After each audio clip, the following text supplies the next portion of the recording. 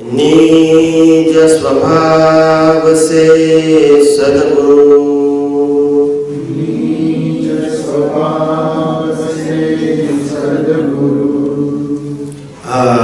गुरु लघु सर्वज्ञ है।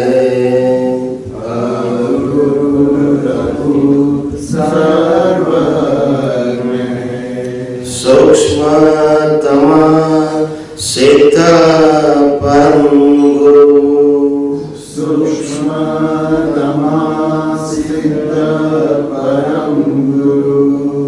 सत्यम निश्चय वन्द्य है।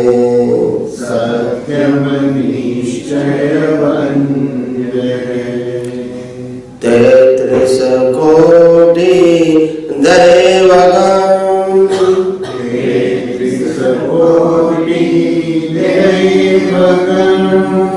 विश्वहितार्थे स्वागतम्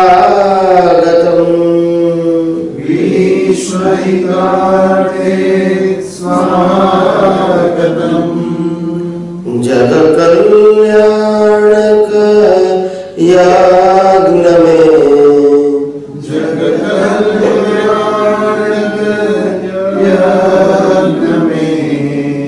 मंगलमय द्यो आशीषम्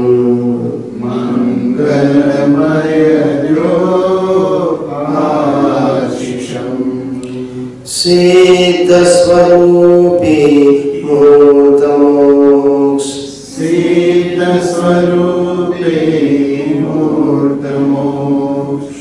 गलती भूल को माफी दो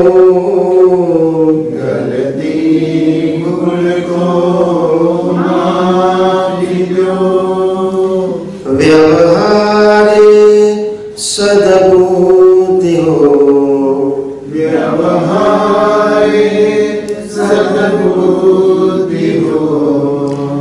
निश्चय में अभिवृद्धि दो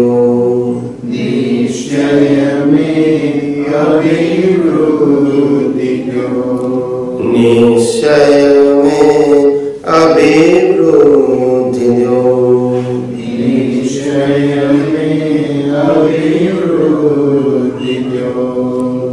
जय सच्चिदानंद जय सच्चिदानंद जय सच्चिदानंद जय सच्चिदानंद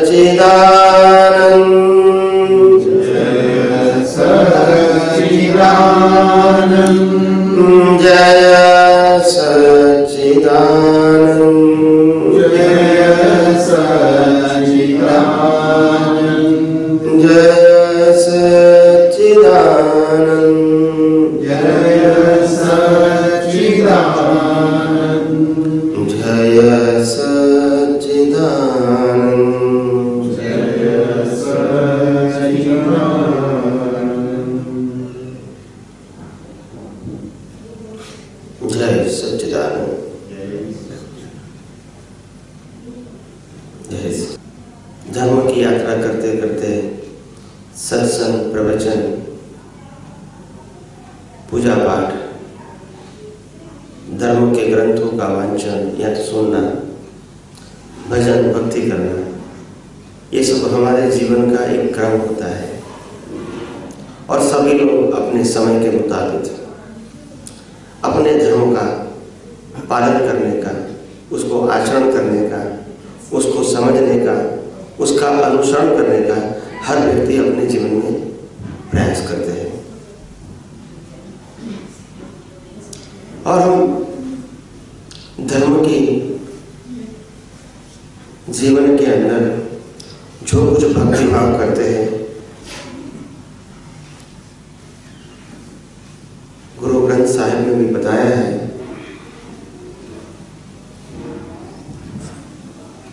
जीव जब पैदा होता है, मनुष्य जब जन्म लेता है, तब से वो सुख प्राप्त करने के लिए प्रयास करता है। सच्चा सुख कब मिले, कैसे मिले, इनके प्रयास में हम सब लगे हैं। सुख की प्राप्ति, क्या बताया? सुख की प्राप्ति के लिए प्रयास करते हैं। और जीवन में जो कुछ भी करते हैं, जैसे बचपन में खेलते हैं उसमें आनंद आता है, थोड़े बड़े होते हैं पढ़ाई करते हैं उसमें आनंद आता है, उसके बाद बड़े होते हैं पैसे कमाते हैं उसमें आनंद आता है, उसके बाद शादी करते हैं उसमें आनंद आता है, फिर बच्चे होते हैं उसमें आनंद आता है, फिर इसको पढ़ाते हैं, उनको भी बड़ा करते हैं, उनकी भी शादी करते हैं, शादी करवाते हैं। धीरे धीरे हम अपने जीवन में आगे बढ़ते हैं धर्म के माध्यम से। और ये सब कुछ जीवन में करने के बाद अगर कोई कहे एट द एज ऑफ 60, 65, 70, 17 साल की उम्र में कोई आपको प्रश्न करे क्या आप सुखी हो गए, तो उत्तर क्या मिलेगा?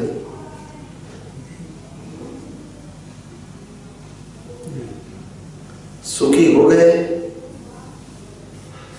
को अभी ढूंढ रहे हैं, अभी पाने का प्रयास कर रहे हैं। सबको सुख चाहिए, सबकी इच्छा है कि हमको सुख मिले, और जीवन में हर समय यही प्रयास करते हैं। प्रयास करते करते हमने जो जो चीजों में सुख माना वो मिला भी, मगर सुखी नहीं हुए। अच्छी पढ़ाई करने के लिए प्रयास किया, पढ़ाई किया, सुख नहीं मिला। पैसे कमाने का प्रयास किया, पैसा नहीं मिला, सुखी नहीं हुए। शादी करने में हमने सुख माना, शादी भी किया, मगर सुख नहीं मिला। बच्चे भी हुए, उनको भी बड़ा किया, सुखी नहीं हुए। अभी भी सुख ढूंढ रहे हैं। बात सही है गलत है? अभी भी सुख ढूंढ रहे हैं। एट द एज ऑफ 60, 70, 80 सब कुछ किया, फिर भी सुख नहीं है। खुद का मकान नहीं था तो मकान भी ले लिया, सुख नहीं मिला। आप समझे ना? जीवन में सुख प्राप्त करने के लिए सब कुछ करते हैं, सब कुछ करने के बाद भी सुखी नहीं होते हैं। क्यों ऐसा है?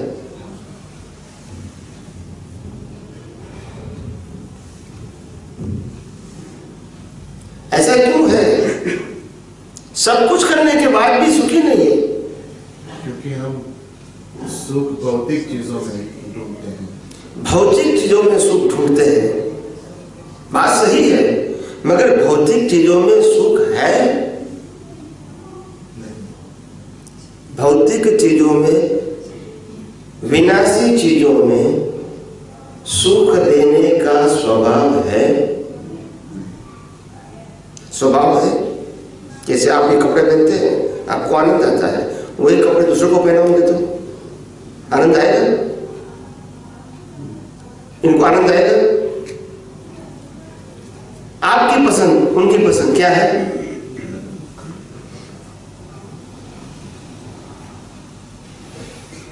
सबकी पसंद क्या है? अलग अलग है। आप जो कुछ खाना खाते हो दूसरों को बिल्कुल पसंद नहीं है, तो आखिर कपड़े में, खाने में, ये मकान वगैरह में, उसमें से आनंद मिलता है कि हमारी मान्यता है, this is belief only, only belief है। तो सच्चा तो सुख मिलता नहीं है पूरी लाइफ तक। हम भगवान की भक्ति, पूजा पाठ सब करते हैं, ऐसा नहीं करते, मगर हर समय सुख ढूंढ रहे हैं और जीवन के अंत तक मिलता नहीं है। कई लोग कहते हैं हमको मकान खरीदने में सुख लगता है, कोई कहता है हमको बेचने में लगता है। तो कौन गलत कौन सही?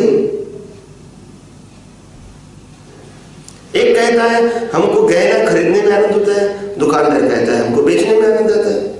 तो क्या आनंद किस में है, खरीदने में है या बेचने में है?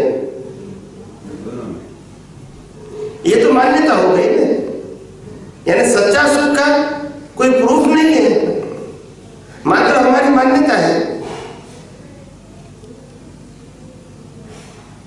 जीवन में कोई भी कुछ भी काम करो मगर सुख नहीं पा सकते। ये तो गुरु ग्रंथ साहब में दर्ज है, गुरु ग्रंथ साहब में दर्ज है कि सुख के जतन बहुत किए, दुख का किया न कोई। सारी उम्र आदमी जो है इंसान है वो सुख के जतन करता है मगर सुख मिलता नहीं मिलता नहीं। मैं वही तो बताना चाहता हूँ, दुख का कोई जतन नहीं करता। उसमें बोलोगे तो ये रिकॉर्डिंग हो, आप जो बोलोगे तो वो भी रिकॉर्डिंग हो, इसलिए तो इसमें बोलना, जिसे को भी बोलना है, प्रश्न करना है तो उसमें करना। तो कहने का मतलब हर व्यक्ति सुख ढूंढ रहा है, न केवल इंसान, एनिमल को भी सुख चाहिए मगर मिलता नहीं है। प्रयास तो हम सब करते हैं मगर मिलता नहीं है। हम जहां जहां जैसे जैसे प्रयास करेंगे हम अपने जीवन में सफल नहीं होते हैं। सुख पाने के लिए साधन मिलते हैं, संबंध बनते हैं, संपत्ति मिलती है, सत्ता मिलती है, ये सब कुछ मिलता है मगर सुख नहीं मिलता। ये सब कुछ मिलने के बावजूद ये सब टेम्परेरी होता है, सब थोड़े अरसे के लिए होता है, थोड़े अरसे के लिए होता है और वो भी मान्यता के ऊपर आधारित है। आपको आज ये मकान पसंद है, आपने खरीद लिया, 10 साल के बाद कहोगे ये मकान तो अच्छा नहीं लगता है, भी वो मकान अच्छा है। तो आखिर मकान भी वही है, आप भी वही है, आपकी मान्यता चेंज हो गई ना, बिलीफ चेंज हो गई। तो आखिर सुख मकान में है या बिलीफ में है? हम ढूंढते हैं मकान में से और है बिलीफ में। सच्चा सुख कहाँ है?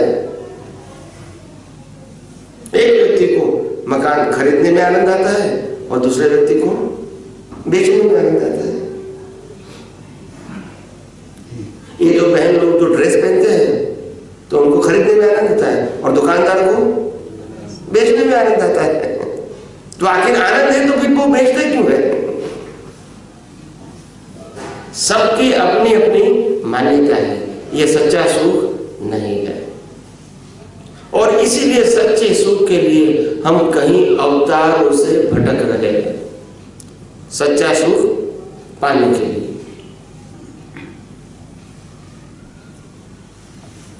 दो किस्म का सुख है। एक तो सुख है जो कि आपको मिलता है, जो ये जैसे चीजें हैं, आप बोलते हैं मकान मिल गया, कोई भी साधन, संतान मिल गई, कोई भी, ये सुख। तो जो आनंद है वो दूसरा अलग है, आनंद कभी नहीं जाता। आनंद जिसको मिल गया वो बस सुखी हो गया सब। वो मिलता है आप ये चीज़ों से रहित हो जाए, आप इनकी लोभ लालना छोड़ दें, आप संतुष्ट होए, भगवान का नाम ले, भगवान में सुरती जोड़े, वो मेडिटेशन करे तो उसमें आनंद आएगा। जो सुख है वो टेम्परेरी है, क्योंकि सुख में क्या करते हैं आप, कोई चीज़ आपको पानी है, आपने अचीव करनी है, तो वो जब आप ले लेते हैं, अचीव कर जाते हैं, उस टाइम में थोड़ा आपको आनंद आता है, सुख आता है, पर वो बाद में फिर वही दुख में बदल जाता है। जैसे एक ज्ञानी जी बोल रहे थे कि एक आदमी को भिंडी की सब्जी बहुत अच्छी लगती पसंद। उन्होंने क्या किया, आसपास में के लोगों को पता लग गया कि ये भिंडी की सब्जी बहुत अच्छी पसंद करते हैं, इनको भिंडी बना के दो। वो एक दिन हुआ, उसको बहुत स्वाद लगी, दूसरे दिन हुआ फिर भी अच्छी लगी, तीसरे दिन हुआ, चौथे दिन उसने थाली फेंक के मार दी। बोलते ये क्या, देखो कितनी पसंद थी, सब कुछ ये वो टेम्परेरी होता है, टेम्परेरी होता है। और हम बचपन से लेके आज तक टेम्परेरी चीजों में से ही सुख ढूंढने का प्रयास करते हैं, राइट और रॉन्ग जी। और कहते हैं हम असफल हुए, सफल कैसे होंगे? जब आपकी सोच गलत है, जब आपको सुख ढूंढने का रास्ता गलत है, तो आपको सुख कैसे मिलेगा? बिल्कुल ये माया है। क्या है? माया है नहीं, दिखती है। माया समझते हैं? जी समझते। कई लोग कहते हैं पैसे से सुख है। जिस जमाने में पैसे नहीं थे तब भी लोगों का जीवन था क्या नहीं था? जब पैसा नहीं था, करेंसी नहीं थी, तब भी लोग जीते थे ना। बहुत अच्छा जीवन था। अभी देखो, और अभी बोलते हैं पैसे से ही सुख मिलता है, पैसा ही जीवन है। अभी देखो सभी लोग जो इस मुल्क में आए हुए हैं, सभी आर्थिक तौर पे सभी अच्छे हैं जी। सभी जो चीज चाहिए उनको मिलती है, मगर उसको बोलो सुख है आपके पास? जो प्रॉब्लम पहले नहीं थी, कभी सोचा भी नहीं था उसके लिए, वो खड़ी हो गई। वो प्रॉब्लम अभी आ रही है जिसका कभी आपको इमेजिन भी नहीं कर सकते थे, संकल्प भी नहीं कर सकते थे, वो प्रॉब्लम आपको आ रही है। तो सुख कहाँ का है? सुख तो नहीं है। जब गरीब लोग होते थे, एक दूसरे से प्यार होता था, एक दूसरे को अच्छी तरह रिसीव करते थे, एक दूसरे से मोहब्बत करते थे, टाइम होता था लोगों के पास। अभी सब कुछ आपके पास है, हर एक चीज है, सब कुछ मिलता है, मगर टाइम भी नहीं है। सुख कहाँ है? टाइम भी नहीं है सबको। परिवार में प्रेम नहीं है। क्या नहीं है? हस्बैंड वाइफ और दोनों बच्चे, लड़का लड़की बैठ के खाना नहीं खा सकते हैं, और कभी खाना खा भी सकते हैं तो only in restaurant and hotel, not in house. Am I right कर रहा हूं? बिल्कुल। अगर इकट्ठे मिलकर अगर खाना खाएंगे तो only in hotel and restaurant, not in house. मकान में, घर में तो खाना खाने के लिए सबको समय है ही नहीं बैठ के खाना खाए। सब अपनी मर्जी पे आते हैं, खाना खाते हैं। आप समझे? किसी को टाइम नहीं है एक दूसरे के साथ बैठ के बात करने का। कभी कभी तो कोई विरुद्धा बोल जाते हैं कि हमारे पास तो मारने का टाइम नहीं है। क्या बताएं? बोल जाते हैं ना, बोलते हैं यार मेरे पास आओ, ऐसे बैठेंगे, जो बोलते हैं मेरे पास टाइम ही नहीं है, मरने का टाइम नहीं है, गुरुद्वारे में कहाँ जाएंगे, टेम्पल में कहाँ जाएंगे, कैसे कोई मेरे पास टाइम नहीं है। तो जब गरीब लोग थे और सभी के पास टाइम था। मेरे को पता है कि जमाने में क्या पुराने में लोग आते थे, एक दो तीन दिन रह जाते थे, घर वालों को पता भी नहीं होता था कहाँ गए कहाँ नहीं। अभी बाहर गया, घर से फोन आता, अभी उठाओ फोन कार में लगाया हुआ है, कहाँ चले गए, किधर मर गए। तो ऐसी सब होने के बाद ऐसी बातें होती है। सुख कहाँ मिलेगा? टेंशन ज्यादा है। सही बात है। जब इंसान पैदा होता है तब से, जब पैदा होता है तब से ही वो बॉड पड़ता है, इनविजिबल बॉड। इनविजिबल बॉड पड़ता है, वे टू श्मशान। क्या पड़ता है? पैदा होते ही वो बॉड पड़ता है, साइन बॉड, वे टू श्मशान। क्या पड़ता है? आपको जो करना है वो करो, मगर रास्ता कौन सा है? वे टू श्मशान। राइट और रॉन्ग? आपको जो पढ़ना है, जो खेलना है, जो पैसा करना है, जो शादी करना है, जो बच्चा करना है, जो कुछ भी करना है करो, मगर वे टू श्मशान। रास्ता वही है, वही रास्ता है। उसमें से कोई बचने वाला है? कोई इसमें कोई बचने वाला है? श्मशान से कोई बचने वाला है? तो ये है जीवन।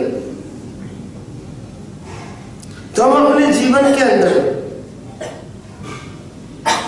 आगे बढ़ना चाहते हैं और सच्चाई को जानना चाहते हैं,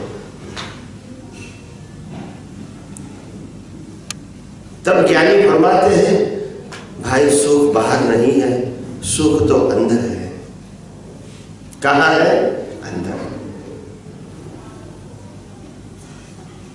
अंदर का मतलब होता है आत्मा के अंदर सुख है। और कहीं लोग वो बात नहीं मानते हैं कि भी आत्मा किसने देखा। कई लोग बोलते हैं कि भी आत्मा किसने देखा, हम तो बिलीव नहीं करते हैं। और जब मर जाता है तो मालूम भी होता है दूसरा व्यक्ति मरता है कि आखिर क्या निकल गया है, बॉडी तो वही की वही है, निकल क्या गया, निकल क्या गया बॉडी में से आत्मा ही निकल गया, बाद में उनकी कोई कीमत नहीं है। न सत्ता की कीमत है, न संपत्ति की, न संबंधों की, न साधनों की कीमत नहीं है अगर आत्मा नहीं है तो। ये सब कुछ चीजों की वैल्यू तब तक है जहां तक आत्मा है, और आत्मा नहीं है तो कोई साधन की कीमत नहीं है। न पति है, न पत्नी है, न बच्चे है, न परिवार है, न माता है, न पिता है, न सत्ता है, न संपत्ति है, और न कोई रिलेशन है। तो ये जीवन के अंदर जानने की जरूरत है कि कीमत आत्मा की है या बाहर की दुनिया की कीमत है। कुदरत हमको ये शरीर देती है, वो कर्मों के भुगतान के लिए देती है। किसके लिए देती है? और जैसे ही कर्म खत्म हो गए इसको जला दिया जाता है। राइट और रॉन्ग? ये सिर्फ कर्मों के भुगतान के लिए कुदरत ने दिया है, ये हमारी चॉइस नहीं है, ये हमारी पसंदगी नहीं है। कर्मों की भुगतान के लिए कुदरत ने हमको शरीर दिया है, और जैसा ही कर्म खत्म हो जाएगा इसको जला दिया जाएगा। हम तो नहीं जलने वाले हैं, हम जलने वाले नहीं हैं। हमारा रीबर्थ होता है। क्या होता है? पुनर्जन्म, रिकार्नेशन। तो हम जैसे कर्म करेंगे वैसा हमको फल देता है।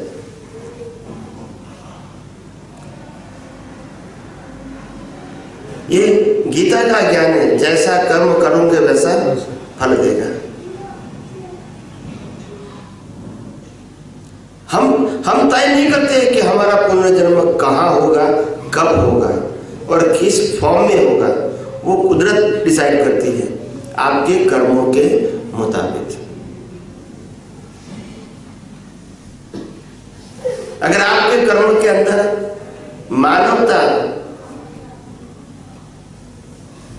मोर देन 60% है, ह्यूमैनिटी कर्मों के अंदर, तो आपको मनुष्य भाव मिलेगा कर्मों की भुगतान के लिए।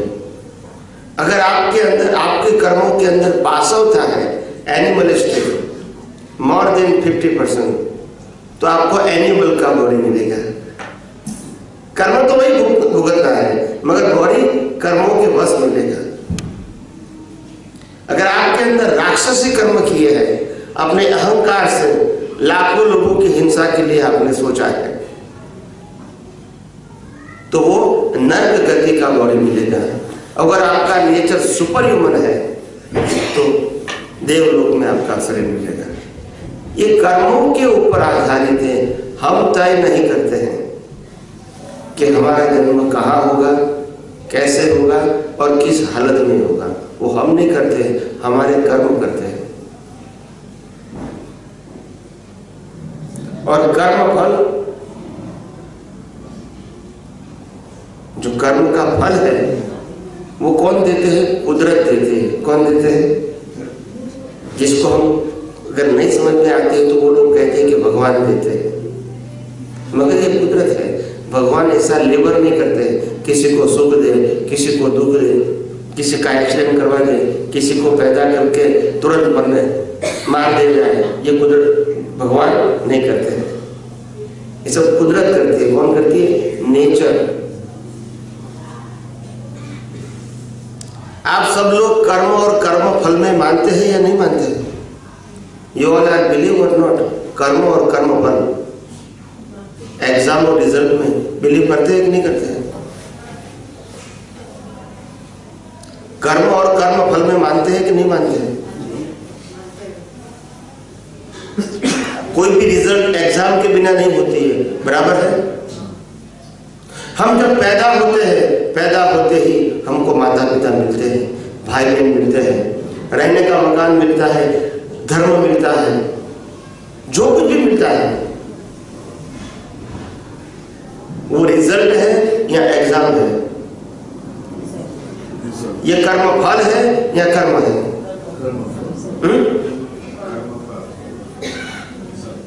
कर्म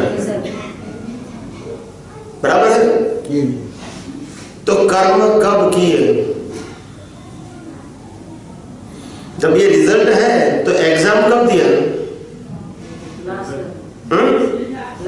पूर्व जन्म में। तो ये अगर पिछले अवतार में कर्म किए उसका फल नहीं मिलता है, तो ये बात प्रूव करती है कि थियरी ऑफ रीबर्थ, पुनर्जन्म, थियरी ऑफ कर्म और आत्मा, ये तीनों बात सिद्ध होती है ना? नहीं समझ में आता है? कर्म का सिद्धांत साबित होता है ना, और पुनर्जन्म का सिद्धांत भी प्रूव होता है ना, और आत्मा भी प्रूव होता है ना। पिछले अवतार में कौन था और ये अवतार में भी कौन है? कॉमन कौन है, शरीर या आत्मा?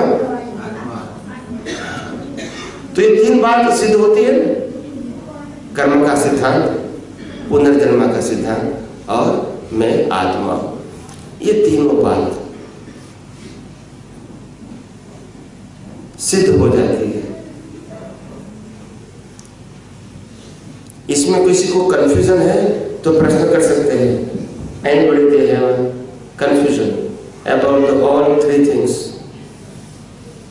ये कर्म का सिद्धांत, पुनर्जन्म का सिद्धांत और मैं आत्मा हूं, ये तीन बातों में किसी को कंफ्यूजन है? आपको है कुछ? कोई भी प्रश्न? यहाँ प्रश्न करोगे तो सत्संग अच्छा निकलेगा। आप समझे? किसी को भी प्रश्न करना है तो कर सकते हैं। ये सत्संग क्वेश्चन आंसर के ऊपर आधारित है, डिपेंड ऑन क्वेश्चन आंसर। ये प्रवचन सिर्फ जैसे प्रवचन करते हैं बोलते हैं ऐसा नहीं है। आपको सुनना है, समझना है, नहीं समझ में आए तो प्रश्न करना है। आप समझे? नॉर्मली हम प्रवचन ही सुनते आए हैं और भजन ही सुनते आए हैं, मगर यहाँ क्वेश्चन आंसर होता है। इसलिए मैंने कागज में भी लिखा था, हम यहाँ आपके प्रश्नों का समाधान करने के लिए आए। जो आपको कागज दिया है उसमें भी लिखा था समाधान, सॉल्यूशन। तो आप मेरी भाषा तो समझ में आती है? हाँ, क्या कोई भाषा में तकलीफ नहीं है?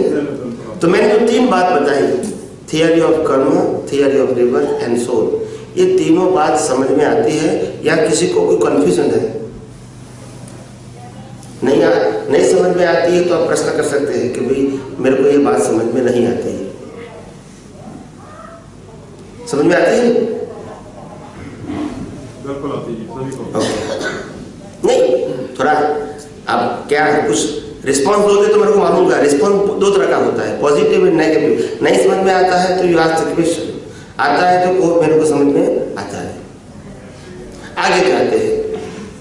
तो ये तीन बात तो सिद्ध हो गई कि पैदा होते ही हमको ये सब कुछ मिलता है जीवन में, वो पिछले अवतार के कर्मों का फल है। अभी आगे जाते हैं। क्या हम अपने जीवन के अंदर मन से अपनी स्वतंत्रता से सोच सकते हैं? या तो डिफरेंट क्वेश्चन, मन हमारे कंट्रोल में है? क्या कहते हैं? मन नहीं, हमारे कंट्रोल में नहीं। मन गुरु ग्रंथ साहब में बोलते हैं कि चंचल है, चलता ही रहता है। कभी देखो आप इधर बैठे, शरीर के तौर पे बैठे, हमारा मन पता नहीं किधर गया है, किधर बैठे। इसीलिए मैं प्रश्न करता हूँ ताकि याद आए गुरुओं के साथ घर पे चला जाएगा या बिजनेस पे, जॉब पे चला जाएगा। शरीर के तौर पे बैठे, मन पता नहीं किधर चला जाएगा। बहुत इसके भाग्य में बहुत कथाएं हैं, बहुत कथा है कि वो गुरु नानक देव जी एक बार मक्के गए थे तो उन्होंने क्या किया, मक्के में जाकर अपना जो पाँव था वो मस्जिद के बाहर कर दिया। तो काली जो थे उन्होंने बहुत एतराज़ किया, ये क्या किया महात्मा जी आपने। वो उन्होंने क्या कि हमारे पाँव जिधर मर्जी कर लो, तो देख लो क्या है जी। तो उन्होंने पाँव जिधर उधर ही, भगवान सभी जगह है। तो जो मन है उधर जब वो कथा सुनते थे तो काली होता है जो संत है कि ऐसी ऐसी घात करता है। तो उन्होंने फिर देखा, उन्होंने कहा आप तो आपका मन तो गाय वैसे बेच रहा था है, तो आप तो इधर नहीं थे, जो आप मन की बात कर रहे हैं। मन चंचल है, चलता रहता है, एक जगह टिकता नहीं। अगर मन टिक जाए तो फिर तो बात बन गई। इसीलिए मन हमारे वश में नहीं है। विचार करते नहीं है, विचार आते हैं। विचार हम करते नहीं है, विचार आते हैं। हम रास्ते में चलते हैं, घर पे भी बैठे तो विचार तो आते रहते हैं, हम करते नहीं हैं। यानी मन हमारे कंट्रोल में नहीं है। आगे जाते हैं, स्पीच और एक्शन हमारे कंट्रोल में है। भाषा और बर्तन हमारे कंट्रोल में है। बोलिए जो लगे, नहीं सोच के बोलना। कंट्रोल का मतलब समझते हैं ना, लाइक अ स्विच को ऑन करो तो लाइट ऑन होगी, ऑफ करो तो बंद होगी। तो स्विच के पास लाइट का कंट्रोल है, ऐसा हमारे पास स्पीच और एक्शन का कंट्रोल है। बिल्कुल। बोलिए है या नहीं? बहन लोग क्या बोल रहे हैं? अगर मन वचन काया हमारे कंट्रोल में नहीं है तो किसके कंट्रोल में है?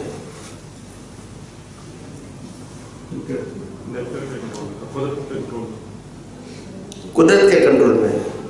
कुदरत क्यों कंट्रोल करती है?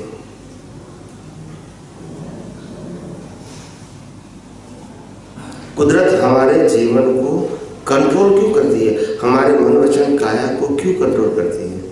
उसकी क्या वजह है? वजह तो होनी चाहिए ना। सबका जीवन अलग अलग है और सबका जीवन का कंट्रोल अगर कुदरत करती है तो क्यों करती है? उसकी पीछे वजह क्या है, रीजन क्या है? तो हम हमारे कर्म फल को भोगने के लिए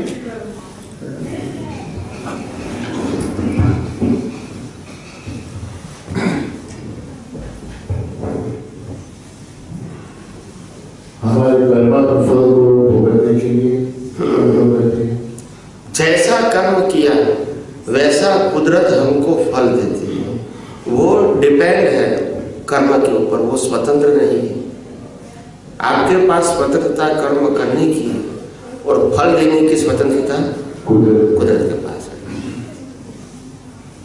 इसलिए हमारा पूरा जीवन, वर्तमान जीवन जो है, बाहर का जीवन जिसको हम सफरिंग कहते हैं, ये पूरा सफरिंग का लाइफ वो कुदरत के ऊपर डिपेंड है। वहां हमारी चॉइस नहीं है। इसीलिए राम, कृष्ण और महावीर को भी जीवन में बहुत सारी दिक्कत आई थी, उन्हीं के कर्मों का। Because the law of nature is applicable to any living creature, either they believe it or not.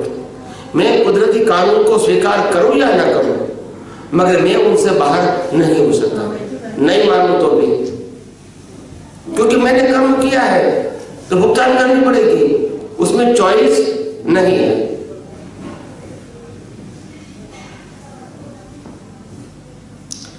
सब समझ में आता है? सबको समझ में आता है? ओके। तो कहने का मतलब ये है, हमारा पूरा जीवन जो वर्तमान जीवन है, जो मन वचन काया से चलता है, ये पूरा जीवन ये कर्म फल है। क्या है? हम अपने माइंड से, स्पीच से या एक्शन से कुछ भी स्वतंत्रता से नहीं कर सकते।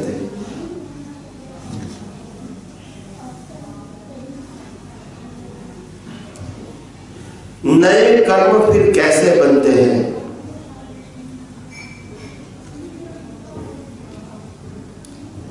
अपने जीवन में नए कर्म कैसे बनते हैं?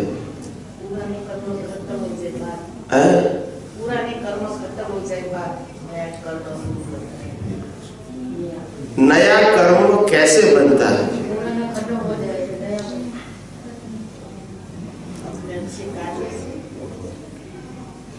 हमारा पुनर्जन्म कैसे होता है?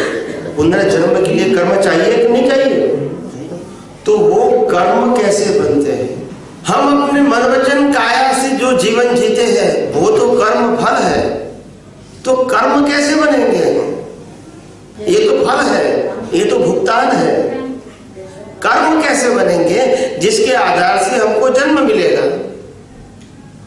जैसे अभी हमारा जीवन है वो पिछले अवतार के कर्मों का फल है, वहां देना। तो अभी जो कर्म कर रहे हैं नेक्स्ट बर्थ के लिए, वो कर्म कैसे बनते हैं? ये प्रश्न है। अच्छे काम करेंगे तो अच्छे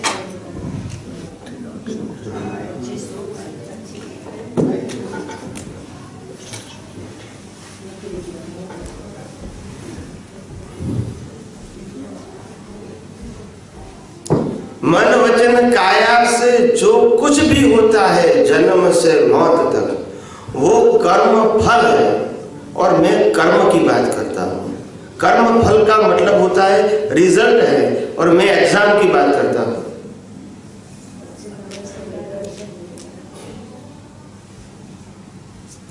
समझ में आता है? तो एग्जाम कैसे देते हैं? रिवीजन करके, रिवीजन करके। उनको पूछो। हम उसको रिवीजन करें जो हमने गलत काम किया अपनी लाइफ के अंदर, उसको हम अच्छे करने की कोशिश करें और अपने जीवन में अच्छा काम करें, तो भी हम अच्छे रिजल्ट की अपेक्षा कर सकते हैं। मैंने पहले बोल दिया आपको कि मन वचन काया से जो कुछ भी होता है वो तो कर्म फल है, और मैं कर्म की बात करता हूँ। ये रिजल्ट है और मैं एग्जाम की बात करता हूँ। दोनों सेक्शन डिफरेंट है। जहाँ रिजल्ट है वहाँ एग्जाम नहीं है, और जहाँ एग्जाम है वहाँ रिजल्ट नहीं है। दोनों के बीच अंतर है। हमने आज एग्जाम दे दिया, रिजल्ट अभी नहीं मिलता है, इट विल टेक टाइम्स। जैसे आज मैंने कर्म किया उसका फल नेक्स्ट बर्थ में मिलता है। तो कर्म कैसे बनते हैं ये प्रश्न है। भुगतान के लिए समझ गए हम कि मन वचन काया से जन्म से मौत तक जो कुछ भी होता है वो कर्म फल है। तो कर्म कैसे बनते हैं?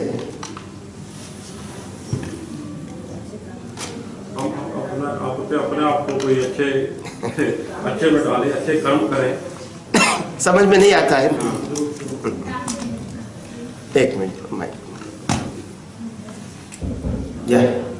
तो ये मैंने कहा नहीं, ये बातें थोड़ी गहन है। हमने जो आज तक जो सुना है और समझा है वो बात नहीं है। मैं आपसे छोटी सी निवेदन करूँगा कि आज तक जितने भी हुए जहाँ पे सत्संग हुए, प्रवचन हुए जी, हम सुनकर सभी चले जाते हैं अपने अपने घर। वही आपका जो हम एक्सपीरियंस ले रहे हैं पहली बार है। वेरी गुड, नहीं अच्छी बात है। जब फेस टू फेस जो आप अपनी बात रखकर ऑडियंस से उसका आंसर मांग रहे थे, पहली बार हम देख रहे हैं। इसलिए हमको आज फर्स्ट एक्सपीरियंस, हमको आपसे बहुत कुछ सीखने को मिलेगा। नई बातें मिलेंगी, हम स्पिरिचुअल साइंटिस्ट मैंने अपने किताब भी मेरी छपी हुई है। के साथ आप क्वेश्चन करते हैं, आंसर पूछते हैं। जब हमारा फर्स्ट एक्सपीरियंस है, आपको काफी कुछ आपसे इस तरह के डायग्राम से सीखने। और यही मेरी कोशिश है कि लोग आखिर यूनिवर्सल ट्रूथ क्या है, फैक्ट क्या है वो समझें। आज तक हम धर्म और संप्रदाय में तो है ही और रहना चाहिए, उससे ऊपर उठ के हम सनातन सत्य को जाने जो सबके लिए एक है, सबके लिए अलग अलग नहीं है। वो मैं बात करना चाहता हूँ। वो साइंस है, सबका पुनर्जन्म होने वाला है, सबको कर्मों का फल मिलता है, सबके पास आत्मा है, ये कॉमन बात है, आपका धर्म कोई भी हो, राइट और रॉन्ग। तो ये बात बताना चाहता हूँ। तो अभी जो मैंने बताया, हम जो मनोवचन काया से जो भुगतान करते हैं, काम है, काम है,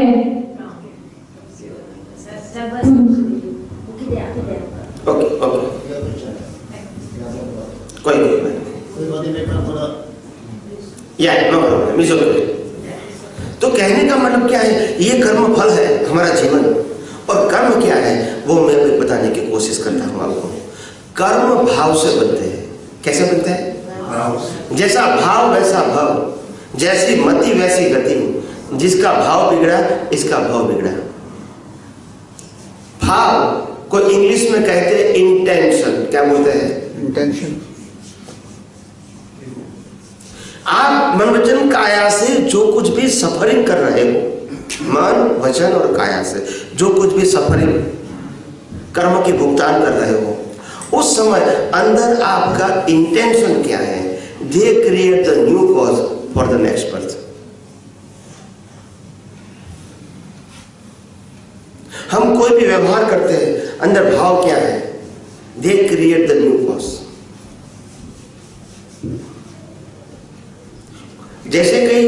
जैसे हम कोई जगह पे किसी मित्र को हेल्प करते हैं, वो कहते हैं कि भाई हमको पैसे की जरूरत है व्यवहार जीवन में, आप हमको हेल्प करो, पैसा मैं आपको वापस दे दूंगा 15 दिन में, 1 महीने में।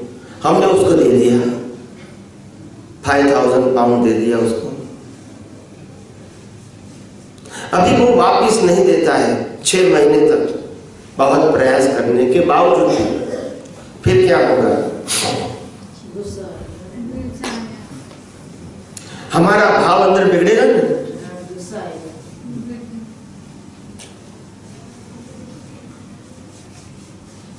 तो भाव से भाव है। हम समझते हैं कि हमारा पैसा है, वो वापिस क्यों नहीं देता है? ठीक है, और कुदरत कहती है ये आपके ही कर्मों का फल है। ये है गीता का ज्ञान। राम को वनवास मिला, क्यों मिला? क्या गलती थी? राम को वनवास क्यों मिला? कोई गलती थी? नहीं। ये कर्मों का। जब जंगल में गए तो सीता जी उठा के ले गए राम। क्या गलती थी? कर्मों का। ऐसे हमारे जीवन में भी ऐसे एबनॉर्मल संजोग बने, अप्स एंड डाउन्स वाला, कभी फेवर वाला, कभी अनफेवर वाला, कभी बेनिफिट, कभी लॉस।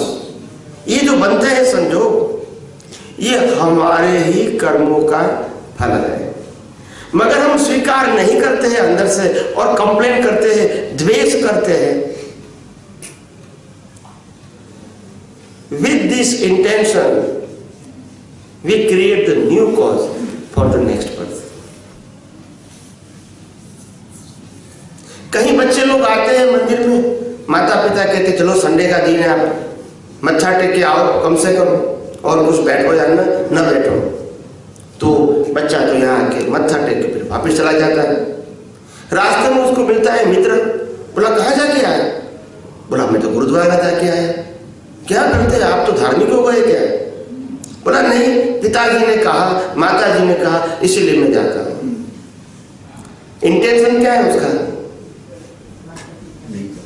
इंटेंशन है तो वही कर्म बनेगा।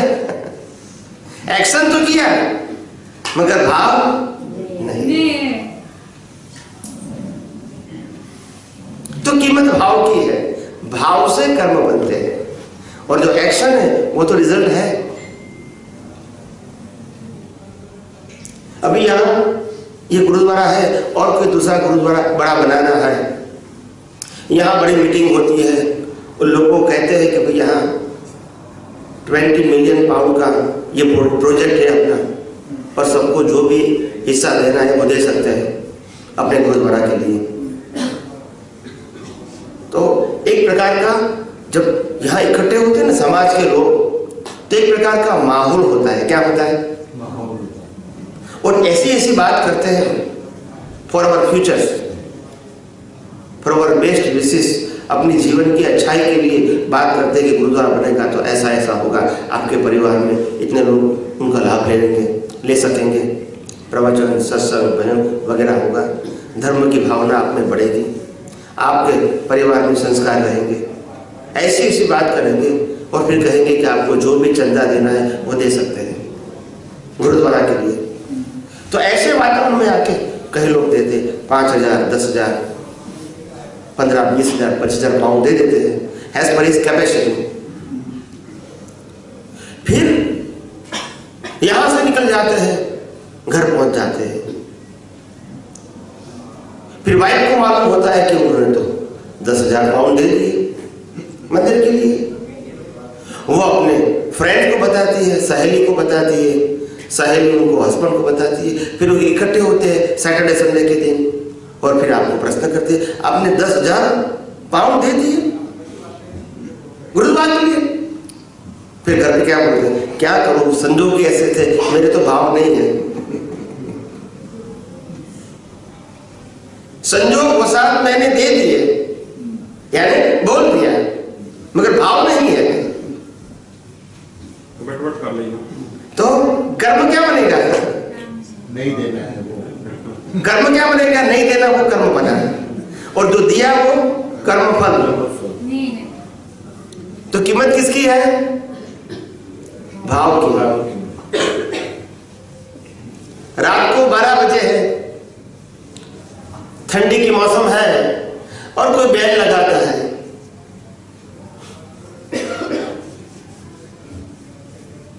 हम रात को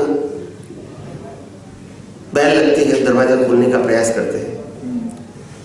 पहले पूछते हैं कौन है भाई, एट मिडनाइट 12 o'clock कौन है भाई? आप कहेंगे मैं तो आपका साला हूं।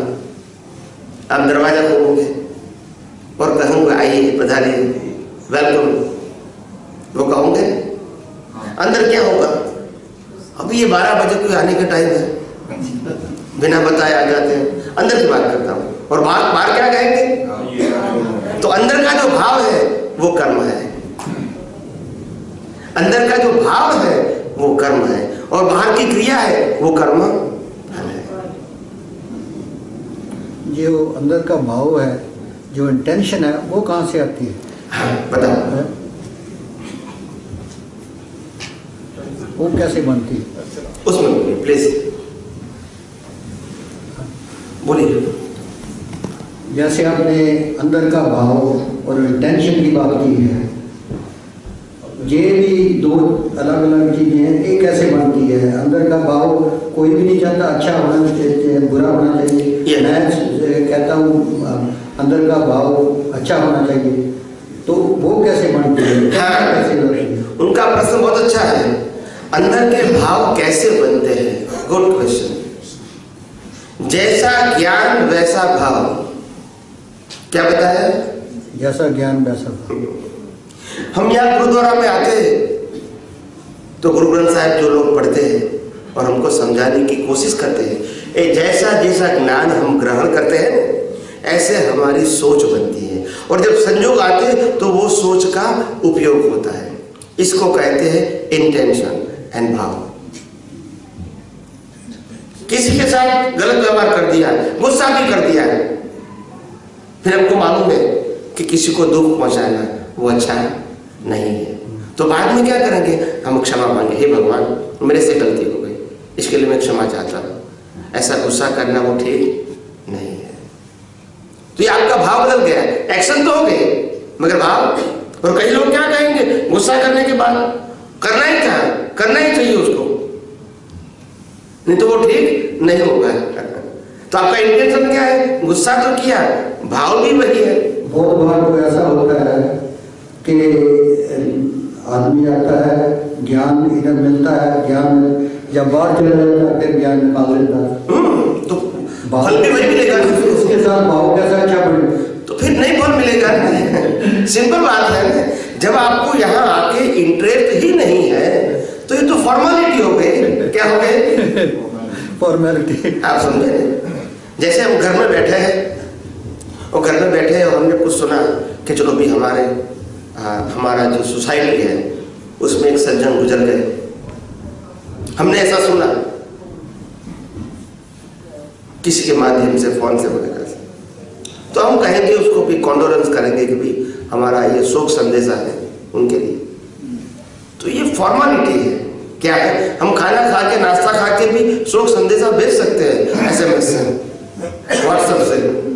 It is not required the feeling. तो उनका फल भी वही आएगा, उनका फल भी वही आएगा। जब आपके पास फीलिंग नहीं है, इंटेंशन नहीं है, भाव नहीं है, तो उसका फल भी वही आएगा। स्वामी का क्वेश्चन है, आपने बताया कि कर्मा ने आपने एग्जाम्स के साथ जोड़ दिया कर्मा फल को रिजल्ट के साथ जोड़ दिया। और क्वेश्चन वो पूछा कि आप एग्जाम कैसे देते हैं, यानी कर्म कैसे बनाते हैं। तो हमारे अनुभव से तो एग्जाम हम ऐसे देते हैं कि हम बुक्स पढ़ते हैं, रिवीजन करते हैं, प्रश्नों का उत्तर देने का वो प्रवचन, सत्संग, भजन सब सुनते हैं, पढ़ते हैं, या तो उसके साथ कर्म को जो आपने डेफिनेशन दी अभी वो कुछ मिल नहीं रही है। वही ये सब एग्जामिनेशन की प्रिपरेशन है। ये पढ़ना, सुनना, समझना, ये प्रिपरेशन है। और जब संजोग आया तो उसका उपयोग करोगे। ये आपका एग्जाम है। नहीं समझ में आया? 1 साल तक पढ़ते हैं, स्कूल में जाके, कॉलेज में जाके पढ़ते हैं, लिखते हैं, सुनते हैं, समझते हैं, याद भी रखते हैं। एट टाइम ऑफ एग्जाम क्या करते हैं हम? लिखते हैं। और जो लिखेंगे उसी का मार्क्स मिलता है। जो पढ़ा, जो सुना, उसका मार्क नहीं मिलता है। राइट और रॉन्ग? जो अंदर उतारते हैं। हमने जो कुछ भी पढ़ा, जो कुछ भी सुना और जो कुछ भक्ति भाव के अंदर हमारी जो सोच है वो इम्प्रूव हुई। आप समझे ना? और वो समझ, वो सोच, वो ज्ञान जब संजोग आएंगे तब आप उसको उपयोग करोगे, उसको कहेंगे एग्जाम। और उसी एग्जाम का रिजल्ट मिलेगा। अगर आपका एग्जाम की प्रिपरेशन सही नहीं है, जैसे मैंने बताया, यहाँ आके बैठते हैं, सुनते तो है मगर ध्यान नहीं होता है, और कभी सुनते भी है तो बाहर जाके निकाल देते हैं। यहाँ तो फॉर्मेलिटी के रूप में आते हैं कि चलो भी इतना बड़ा फंक्शन है हमारे सोसाइटी का, समाज का, तो हमको जाना पड़ेगा, इसीलिए जाते हैं। तो उनको ज्ञान की जरूरत नहीं है। They are coming only for formality. तो उनको बेनिफिट नहीं मिलेगा। कर्म फल के बस वो यहाँ आए जरूर, मगर उसके पास जो ज्ञान की जो प्रिपरेशन थी वो नहीं हुई। तो फिर वो संजोग आएगा तो ज्ञान तैयार ही नहीं है, तो उपयोग कैसे करेंगे? तो उस समय जैसा ज्ञान अज्ञान के रूप में होगा उसी का ही उपयोग होगा और कुदरत उसका ही फल देगी। आप समझे? जैसे कोई व्यक्ति है, जैसे यहाँ बेगर होते हैं, यहाँ बोर्ड लगाकर बैठते हैं, कोई वाजिंत्र लगाते हैं, कुछ भी करते हैं। यहाँ हमारे इंडिया की तरह वो भी नहीं मानते हैं, दूसरा तरीका होता है, जैसे अनदर मेथड। अपनी जो कुछ भी आर्ट है वो बताते हैं, या तो फिर कोई व्यक्ति बीमार ज़्यादा है तो वो बोर्ड लगाते हैं और लोग उनको पैसा देते हैं। तो यहाँ कोई व्यक्ति ने किसी को 5 पाउंड दे दिया, एक गरीब व्यक्ति को, या तो एक बीमार व्यक्ति जो थी, इसको कैंसर था, उन्होंने 5 पाउंड दे दिया। आगे जाता है, उनको फ्रेंड देखता है, आपने 5 पाउंड दे दिया, क्यों दे दिया आपने? ये तो अभी बियर पीगा, सिगरेट पीगा। आप समझे ना? तो फिर बोला क्या करेंगे? मैं वहां से पास हुआ तो मेरे को एक प्रकार की भावना हुई उनको देने की, मैंने दे दिया। अभी लगता है कि ये ठीक नहीं है। तो आपकी भावना आपने बिगाड़ी। बस जो देने का क्रम था वो तो खत्म हो गया ना। इसीलिए ज्ञानी कहते हैं आपका भाव मत बिगाड़ो। अगर भाव बिगड़ा तो भाव बिगड़ा। आप चाहे दे सके या न भी दे सके, मगर भावना कभी मत बिगाड़ो किसी के प्रति।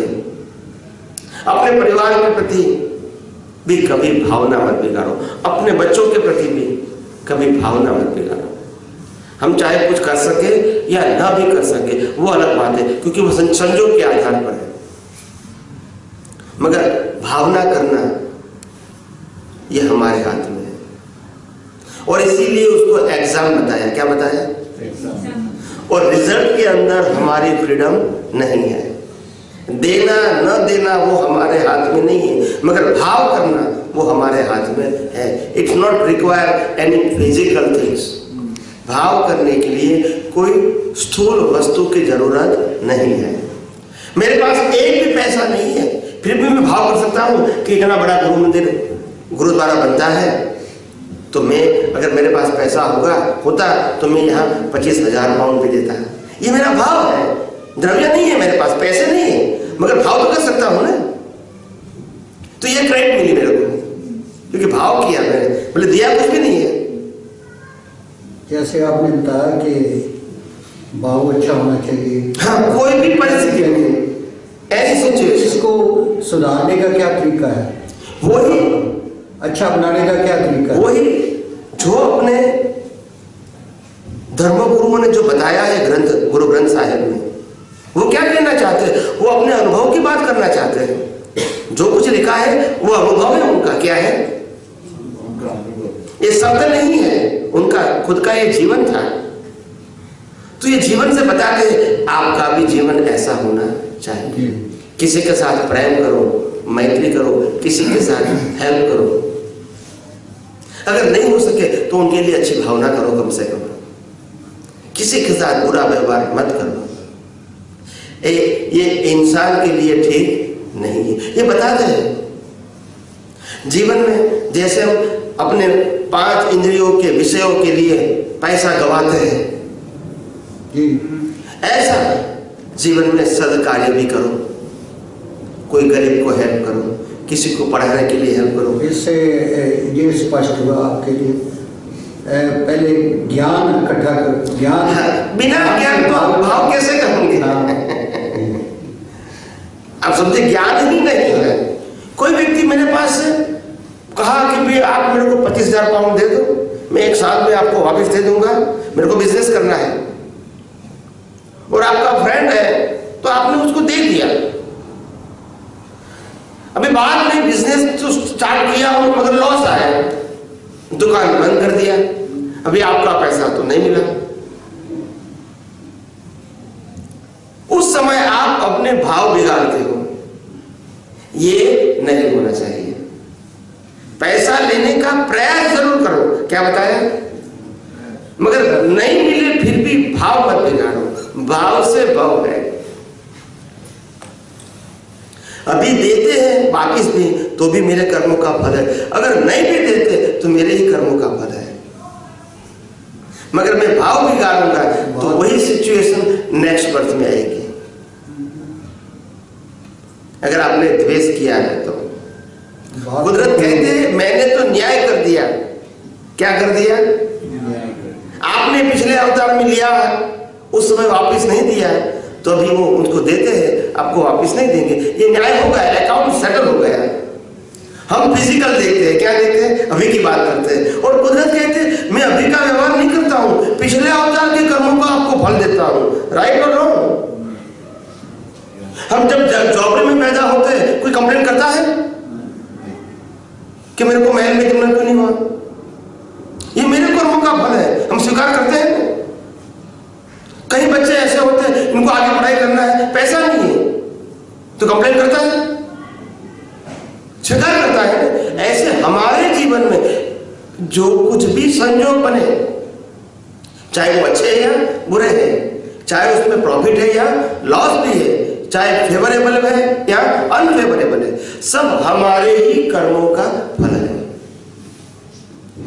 उसको स्वीकार करूंगा, ये गीता का ज्ञान है। अगर नहीं करोगे और उसके लिए द्वेष करोगे तो वही कर्म बनेगा जिसका फल नेक्स्ट बर्थ में भी मिलेगा। बात तो बहुत अच्छी है कि आप भाव मत बिगाड़ो, भाव ठीक रहना चाहिए। जैसे आपने बोला कि कोई आपसे 10,000 पाउंड ले गया टाइम से नहीं दिया, देता नहीं है, तो आपका भाव लाइफ तक भी नहीं दिया, आपका भाव बिगड़ता है। हाँ। अगर भाव, एक तो प्रैक्टिकली बहुत आसान नहीं है भाव को सुधारना, तो प्रैक्टिकल रूप में ये देखो आप ऑटोमेटिकली आपका भाव बिगड़ जाता है। मैं प्रैक्टिकल रूप में आपको दिखाऊं, इसको कंट्रोल में रखने का क्या तरीका है? वही बताता हूँ, प्रैक्टिकल रूप में आपको बताता हूँ। हमको जो कुछ भी इस लाइफ में मिला, चाहे उसको रिलेशन के फॉर्म में कहो, चाहे मटेरियल के फॉर्म में कहो, चाहे मनी के फॉर्म में कहो, चाहे सत्ता के फॉर्म में कहो, जो कुछ भी मिला वो पैदा होने के बाद मिला। राइट और रॉन्ग? और हमको मालूम है जैसे ये श्वास बंद हो जाएगा ये सब चला जाएगा। राइट और रॉन्ग? तो ये कंपलसरी है या ऑप्शन है? कंपलसरी। जो कुछ भी रिलेशन है खत्म हो जाएंगे, जो कुछ संपत्ति है वो चली जाएगी, जो कुछ भी मेरी सत्ता है चली जाएगी,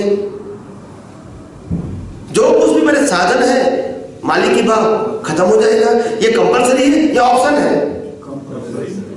तो जब कंपलसरी है मरने के बाद, तो संजोग जीवित में आते हैं, क्यों नहीं स्वीकार करते?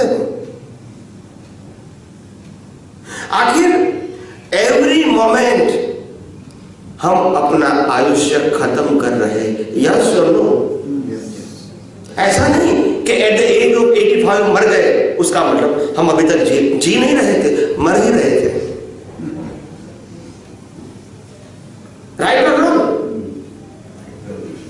Every moment we consume our life, our age खत्म हो ही रही है।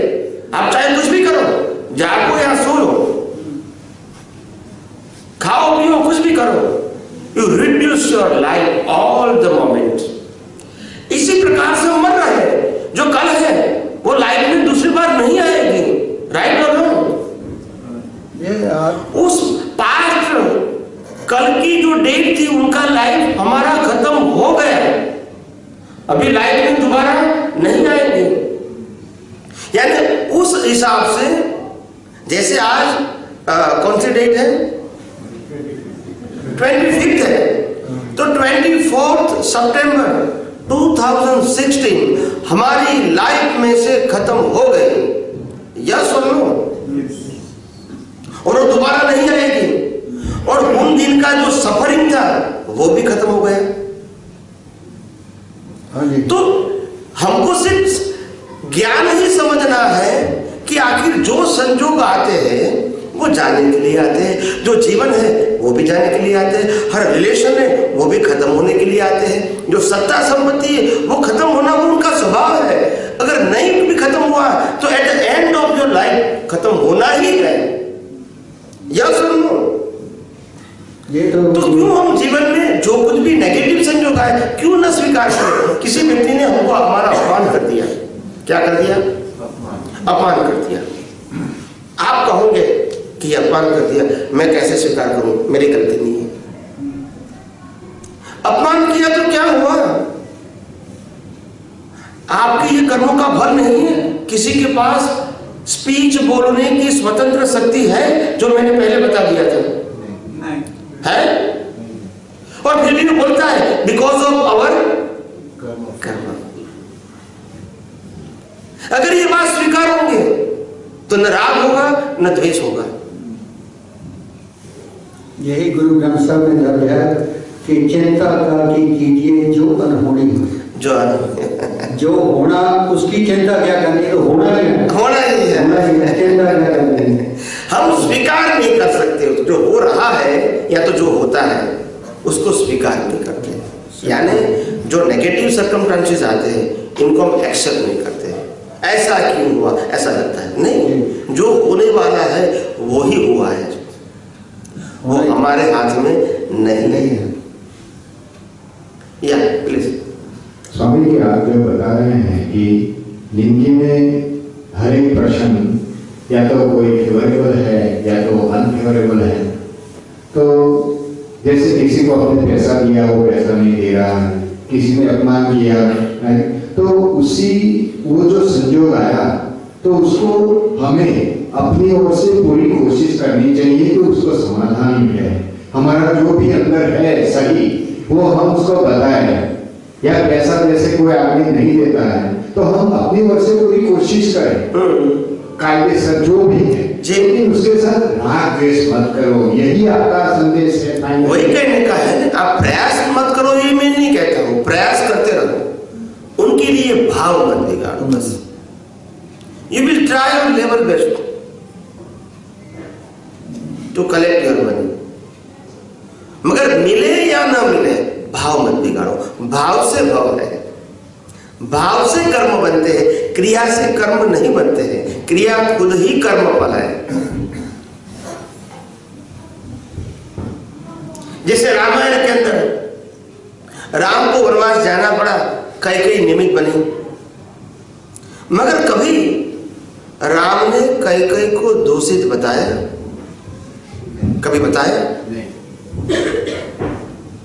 और आज हम वही रामायण सुनते हैं, पढ़ते हैं और कैकेयी को दोषित मानते हैं। तो आखिर डिफरेंस कहां है? दृष्टि में तो है। उन्होंने निर्दोष देखा, हम इनको दोषित देखते हैं। राम ने स्वीकार किया मेरे ही कर्मों का फल है, स्वीकार किया, और हम स्वीकार नहीं करते हैं। हालांकि फल तो भुगतना पड़े वो कंपलसरी है, मगर उनको स्वीकारते नहीं है और अपोज करते हैं अंदर से। Blame and claim to the other person. अपने जीवन में कुछ अच्छा हुआ तो मैंने किया, और बुरा हुआ तो ऊपर वाले ने किया। ये व्यक्ति की वजह से ऐसा हुआ, ये संजोग के आधार से ऐसा हुआ, इस व्यक्ति के आधार से ऐसा हुआ, और अच्छा किया तो सब मैंने किया। उस समय ऐसा नहीं मानते, हमारे जो इर्द गिर्द व्यक्तियों थे वो सब सही थे, इसीलिए आई एम सक्सेस। अगर हमारे जो इर्द गिर्द व्यक्ति थे अगर वो हमारा अपोज करते तो हम सक्सेस नहीं हो सकते। तो जब सक्सेस होते तो भी सर्कमस्टांसेस के आधार पर है, और अगर अनसक्सेस हुए तो भी सर्कमस्टांसेस, बोथ आर इक्वल होना चाहिए। ये तो क्या कहेंगे, जब अच्छा किया तो मैंने किया और बुरा हुआ तो उनकी वजह से हुआ। ये ज्ञान सही नहीं है। तो या प्लीज मुझे थोड़ा रिमाइंड करती हूँ। वो भाई ने पूछा ना कि ओके भाव ऐसा भाव, पर भाव ज्ञान पे डिपेंड करता है ना, तो ज्ञान मिलेगा या नहीं वो किस पर।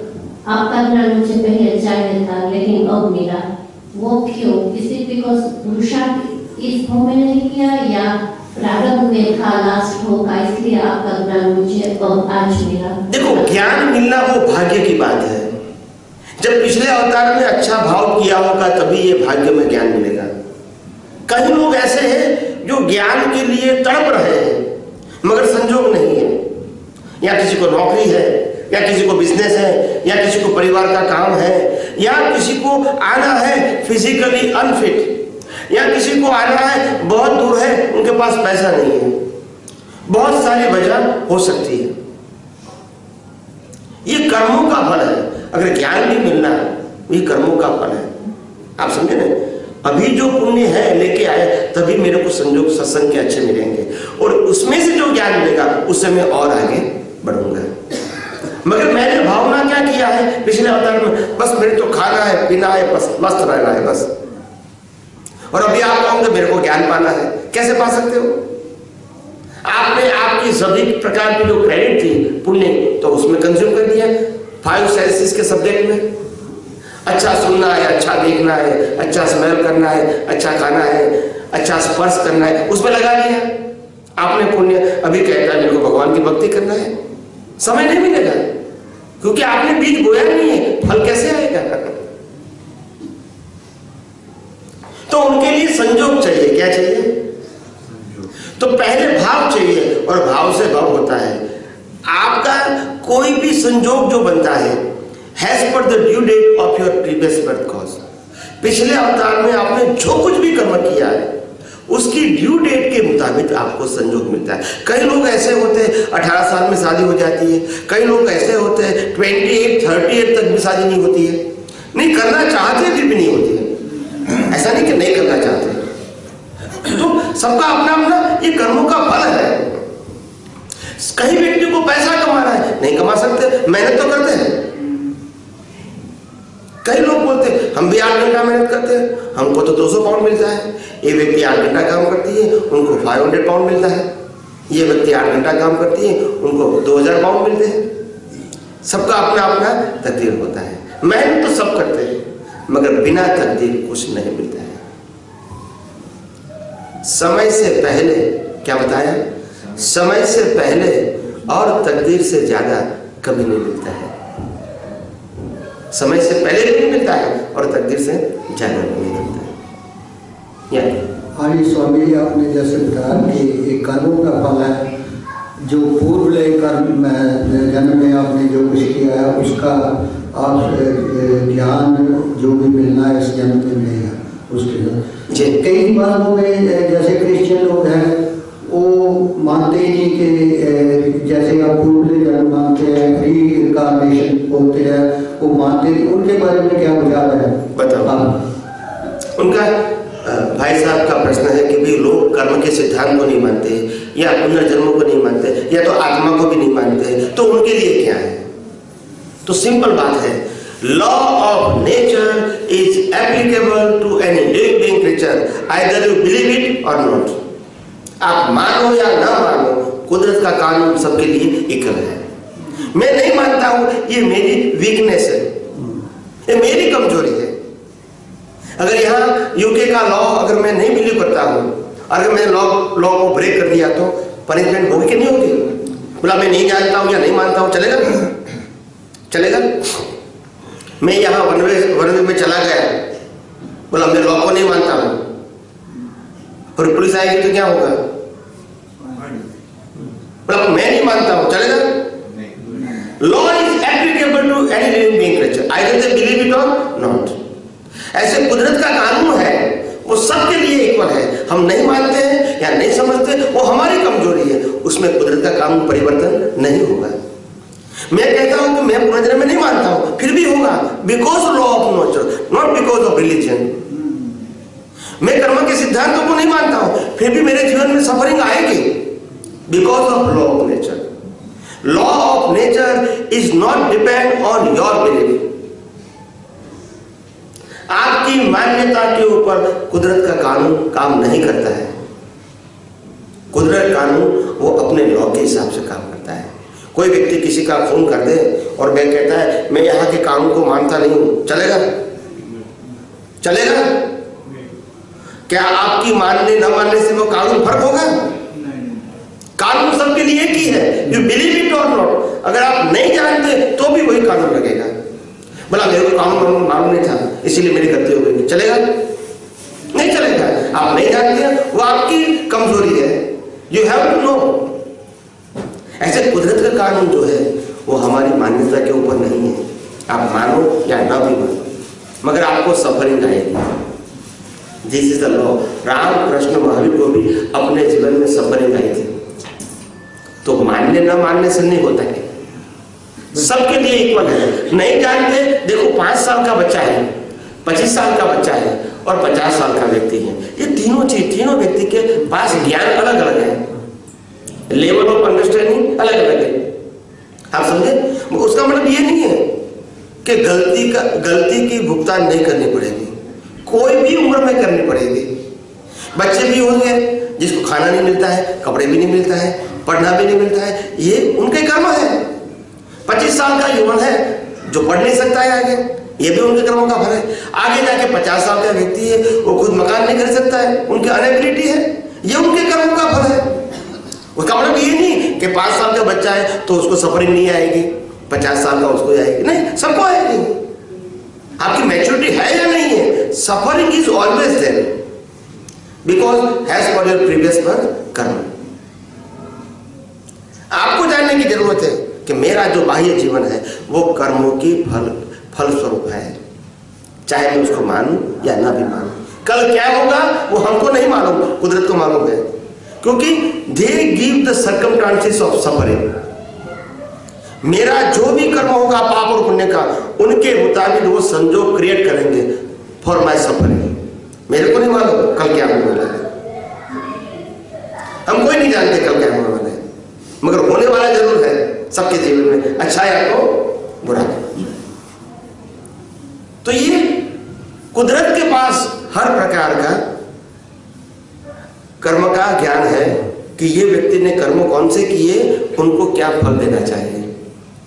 ये निष्पक्ष है, क्या है, तटस्थ है। आप समझे? ये कुदरत का कानून कोई सांप्रदायिक नहीं है, यहाँ कोई रिलीजन मोड नहीं है, सबके लिए इक्वल है। इसीलिए हमारे सोसाइटी में भी लोग बोलते हैं भगवान के घर देर है मगर अंधेर नहीं है। आज जो कुछ भी किया गलत, उनका फल कुदरत देंगे आपको। शायद आज नहीं मिलेगा मगर कल जरूर मिलेगा। वो देर जरूर है मगर अंधेर नहीं है। इसीलिए कहता है कि कुछ भी गलत सोचने से पहले, कुछ गलत करने से पहले सोचो। आप समझते कोई देखते नहीं है, ये बात गलत है देखने वाला तो है 24 आवर्स है, राइट और रॉन्ग। हम नहीं मानते, वो हमारी कमजोरी है, मगर उनका तो सीसीटीवी कैमरा है ही हमारे ऊपर 24 आवर्स है। हम इसको माने या ना भी माने, हमारी मान्यता से उनकी ड्यूटी चेंज नहीं होगी, उनकी ड्यूटी वही रहेगी। आपने जहां भी गलती किया, दे पनिश यू। तो ये मेरा कहने का मकसद ये था। तो हमारा पूरा जीवन जो वो कर्म फल है और भाव है वो कर्म है। अगर सच्चा सुख पाना है, आत्मा की खोज करो। और सच्चा सुख पाना है, दुनिया कैसे चलती है, कौन से सिद्धांतों से चलती है, लॉ ऑफ नेचर, उसको जानने की कोशिश करो। Law of nature is equal for all. वो नहीं जानते हैं, इसीलिए हम ब्लेम एंड क्लेम करते हैं। एंड वो blame and claim they create the new cause for the next person. अगर वो जानेंगे तो हम ब्लेम क्लेम नहीं करेंगे। जहां तक अज्ञान है वहां तक कर्म है, जहां तक मन वचन काया है वहां तक कर्म नहीं है। मन वचन काया तो कर्मों की भुगतान का साधन है, मगर अंदर जहां तक अज्ञान है वहां तक कर्म है। अगर अंदर ज्ञान हो गया तो कर्म नहीं बनेंगे। उसी का नाम मुक्ति। और मुक्ति किससे? कई लोग कहते हैं हमको मुक्ति पाके क्या करना है, किससे मुक्ति पाना है, मुक्ति पाके कहां जाना है। मैंने कहा ये शरीर है, वो हमारा स्वरूप नहीं है। ये कर्मों की भुगतान का साधन है। अज्ञानता से हम मानते हैं यही मेरा स्वरूप है। ये मेरा स्वरूप नहीं है, इसको तो जला दिया जाएगा समय पे। और मैं जलने वाला नहीं हूं, मैं अविनाशी हूं और ये विनाशी है। ये मेरा स्वरूप नहीं है, मगर मोह के बस, अज्ञानता के बस उन्हीं के स्वरूप को मेरा स्वरूप मानता हूं। वो मेरी अज्ञानता या तो कमजोरी है। और इसीलिए राग द्वेष होते हैं। क्या होता है? जब गोल्ड कहां से आता है? गोल्ड कहां से आता है?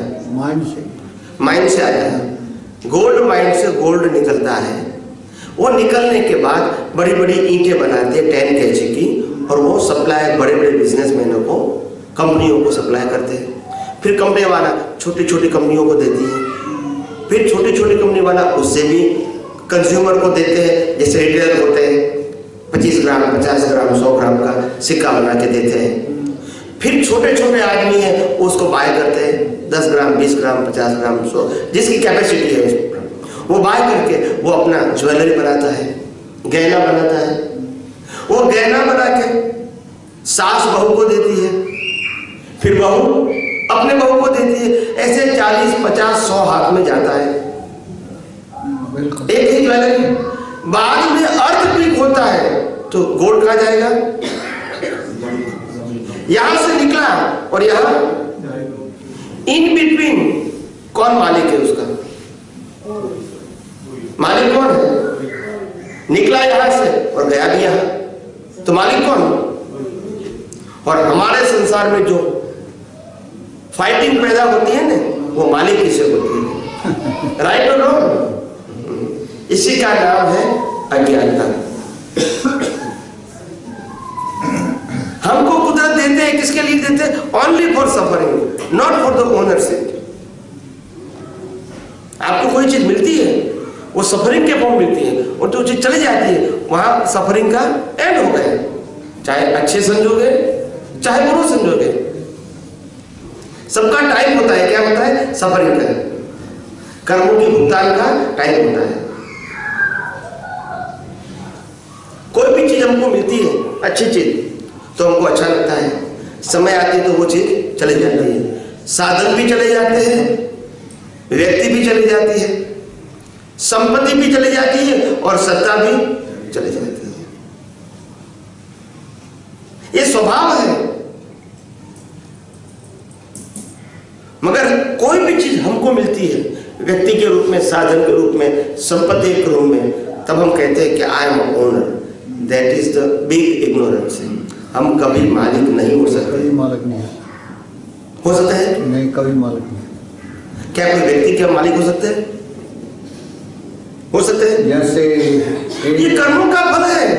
कर्म है तब मिली, कर्म खत्म हो गए तो चले गए। फिर ओनर कैसे? Only for suffering. ये मकान मेरे को मिला, पैसे से लिया, मगर only for suffering, not for ownership. या तो मकान रहेगा हम चले जाएंगे, हमसे या तो हम मकान को बदल देंगे, या तो अगर पैसा कम पड़ा तो इसको बेचना भी पड़ेगा। यानी जाना वो तो सुनिश्चित है। क्या है? आप समझे ना? उसमें कोई परिवर्तन नहीं होने वाला। तो हमारे पास ज्ञान क्या होना चाहिए? No title of ownership and no title of doership. कोई भी चीज के मालिक मत बनो और कोई चीज के कर्ता मत बनो। मैंने किया, उन्होंने किया, उन्होंने किया, ये करके हम राग द्वेष बढ़ाते हैं, अज्ञान बढ़ाते हैं, और वैसे भाव करोगे तो भाव भी वैसा आएगा। आप समझे? किसी भी व्यक्ति के साथ, क्योंकि ये दुनिया में कोई भी व्यक्ति, मैंने पहले भी बता दिया, मन वचन काया से कोई भी व्यक्ति स्वतंत्र नहीं है, यानी कोई डूअर है ही नहीं। चाहे वो अच्छा व्यवहार करे चाहे वो बुरा व्यवहार करे, वो हमारे कर्मों का हिसाब है।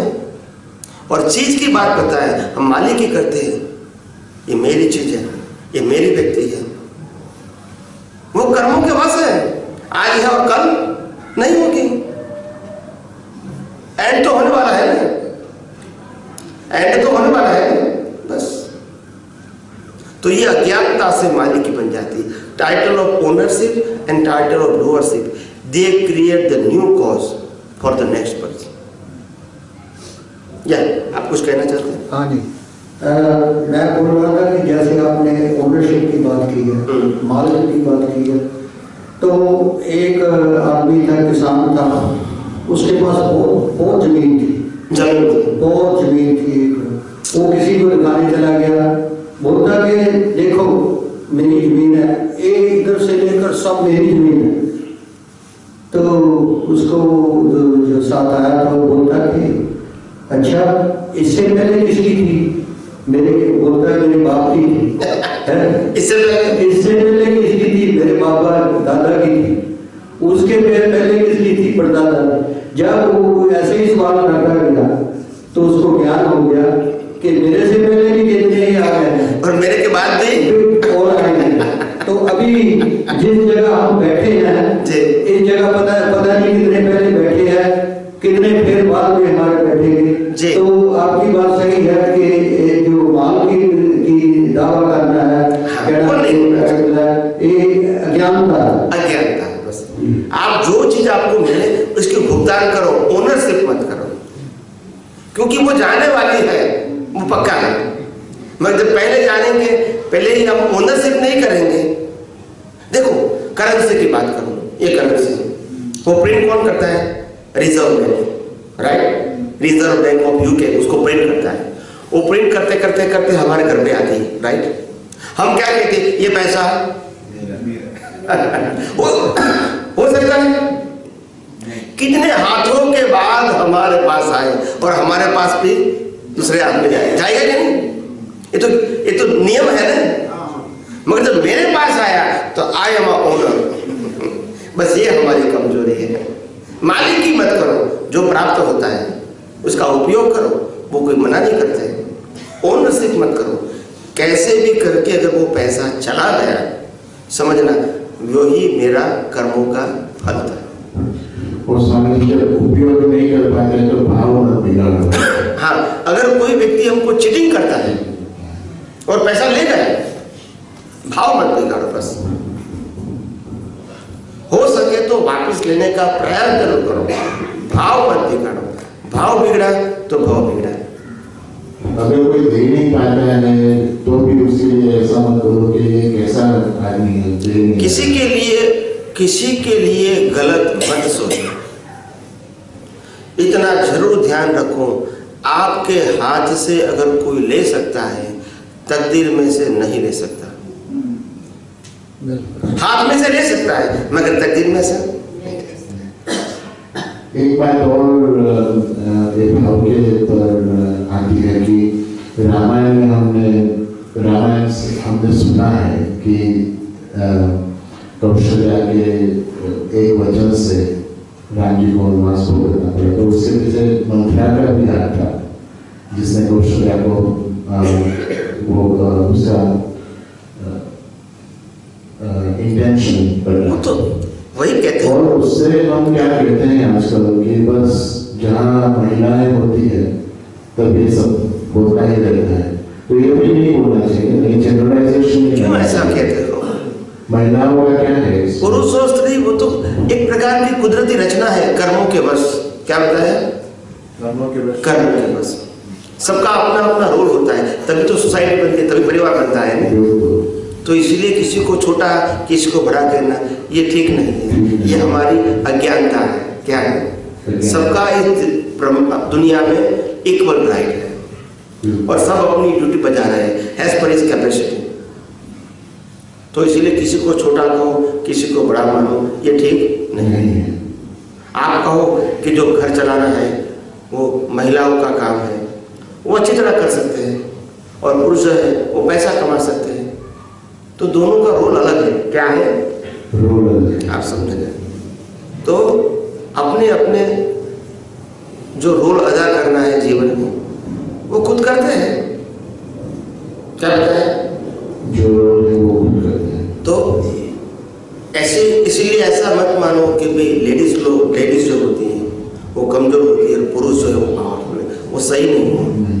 सबका अपना अलग अलग ड्यूटी होता है और उसी से परिवार बनता है और परिवार चलता है आगे। ये म्यूचुअल है। क्या है? Life is total mutual understanding, और एक दूसरों को साथ में रखे हम जीवन जी सकते हैं। This is our family and social life.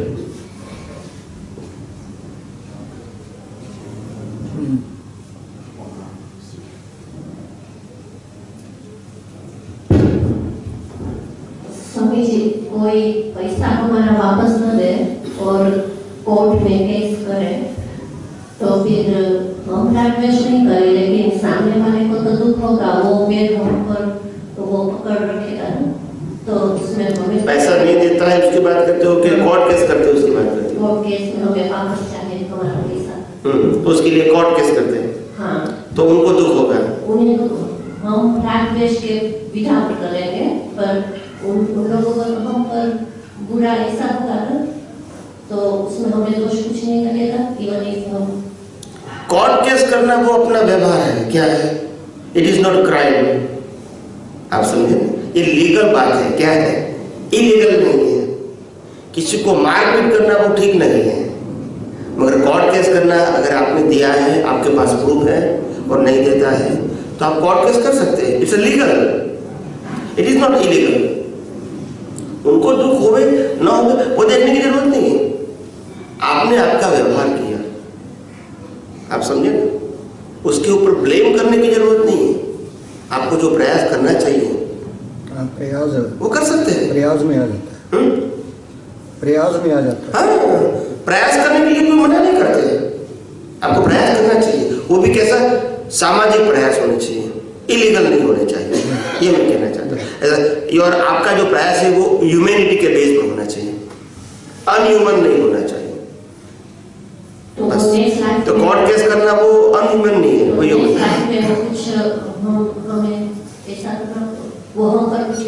नहीं, जरूर नहीं। हमको कुछ भी करो, प्रयास करते समय भी भाव बिगाड़ने नहीं है, बस that is the line of demarcation. उसको दुख होगा फिर भी वो आपको देखने की जरूरत नहीं, आपका इंटेंशन था दुख देने का नहीं था। आपका पैसा है वो आपको वापस लेना है और लीगल वे से लेना है, उसके लिए आप प्रयास करते हो। आपका मकसद ये नहीं कि उसको दुख देना है, आप समझे? योर इंटेंशन कि भाई उसका खराब हो जाए, सत्यानाश हो जाए, ये नहीं होना चाहिए, ये भाव नहीं होना चाहिए। इंपॉर्टेंस भाव है क्या है? एक्शन में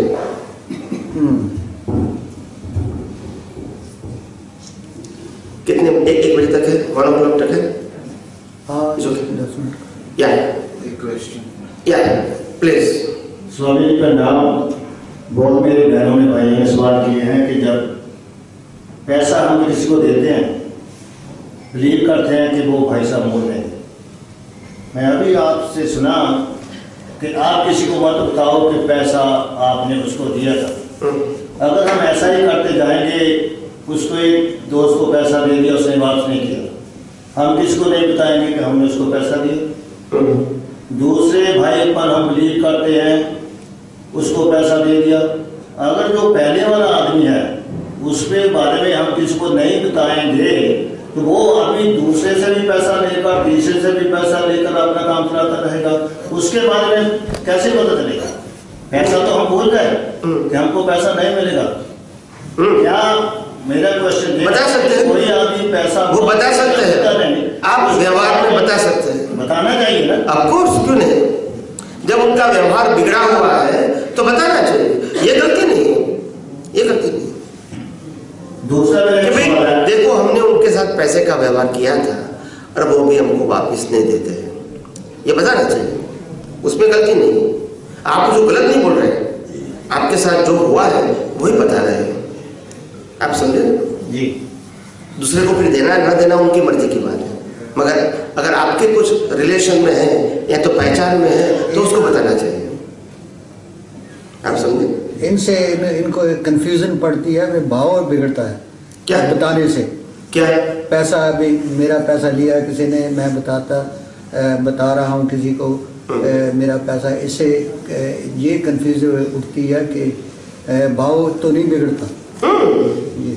अपने को तो भाव नहीं बिगाड़ना है, तो व्यवहार करता है। कोई व्यक्ति गलत काम करता है तो आपको अवेयर तो करना चाहिए ना कि रास्ते पर जाने की जरूरत नहीं है, बिकॉज ये मेरा अनुभव है, वो तो बताना चाहिए ना, ये गलत नहीं है। It is to be called a society. समाज में तो ऐसा ही होता है ना, कोई व्यक्ति गलत करता है तो लोग एक दूसरे को अवेयर तो करता है, दैट्स इट, ये उसमें कोई गलती नहीं है। और अभी थोड़ा समय बाकी है, मैं आपको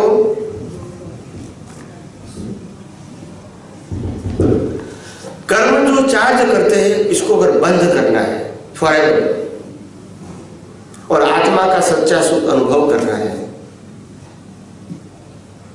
तो क्या करना चाहिए? किसी को दोषित मत देखो, कर्मचारी नहीं होंगे। किसी को कर्ता मत देखो, कोई भी चीज की मालिकी नहीं करो तो कर्म नहीं बनेंगे। मालिकी भाव और कर्ता भाव से राग द्वेष होते हैं और कर्मचारी होते हैं, उनकी भुगतान होती है।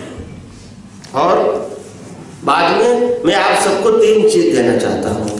डेली आपके जीवन में जो बेनिफिट क्या होगा, ये सब बातें तो आपने सुनी, how to apply in your day to day life at simple way. तो उसके लिए मैं आपको 3 चीज बताना चाहता हूँ। नंबर 1, सबसे पहले आप जितने भी बजे मॉर्निंग में वेकअप होते हैं, चाहे 5, 6, 7, 8 जो भी आपका टाइम हो, उसी समय आप वेकअप होके गद्दी पर बैठ जाओ और गद्दी पर बैठ के परमात्मा को प्रार्थना करो, हे परमात्मा, प्राप्त मन वचन काया से इस दुनिया के कोई भी जीव को किंचित मात्र भी दुख न हो, न हो, न हो। ऐसी प्रार्थना आपको 5 टाइम करनी है। कितनी बार करना है? हे परमात्मा, प्राप्त मन वचन काया से इस दुनिया के कोई भी जीव को किंचित मात्र भी दुख न हो, न हो, न हो। ऐसी प्रार्थना करनी है। प्रश्न आएगा क्यों करने की जरूरत है? The world is our echo। echo समझते हैं ना? गूंज। गूंज। आप वैल के पास जाओगे और कहोगे तू चोर है तो वो क्या कहेगा? और आप कहोगे तू राजा है तो क्या कहेगा? राजा है।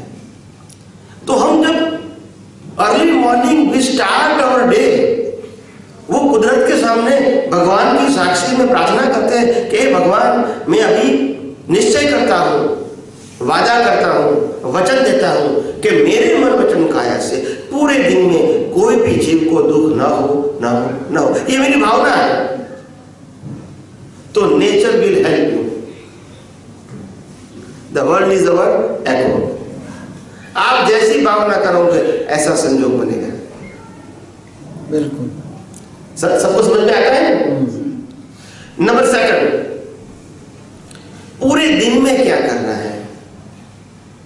सुबह से लेके रात तक क्या करना है?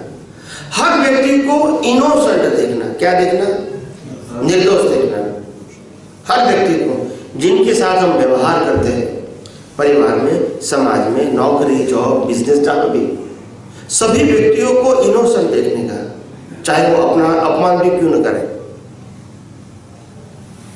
क्यों इनोसेंट देखने का? What is the reason behind? तो कि हर व्यक्ति जो हमको मिलती है, यहां पोस्टमैन आता है। पोस्टमैन क्या काम करता है? पोस्ट डिलीवर करता है। पोस्ट डिलीवर करता है। अगर पोस्टमैन पोस्ट डिलीवर करता है, वो डिलीवरी पोस्ट के अंदर अगर उसमें 5000 का चेक है या 5000 का बिल है, उसके लिए पोस्टमैन जिम्मेदार है? पोस्टमैन तो डिलीवरी करता है। They are always innocent, right? वो तो इनोसेंट है। ऐसे अपने जीवन में हमको जो व्यक्ति मिलती है, माता पिता के फॉर्म में, भाई और बहन के रूप में, पति पत्नी के रूप में, बच्चे के रूप में, रिलेटिव्स, फ्रेंड्स या नेचर के रूप में, जो कुछ व्यक्तियां मिलती है, they all are postman for us. They all are postmen for us. They deliver my कर्म।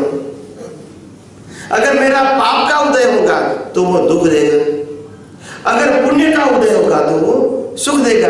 मगर देने वाला कौन है? पोस्टमैन। तो postman is always innocent. Yes और नो?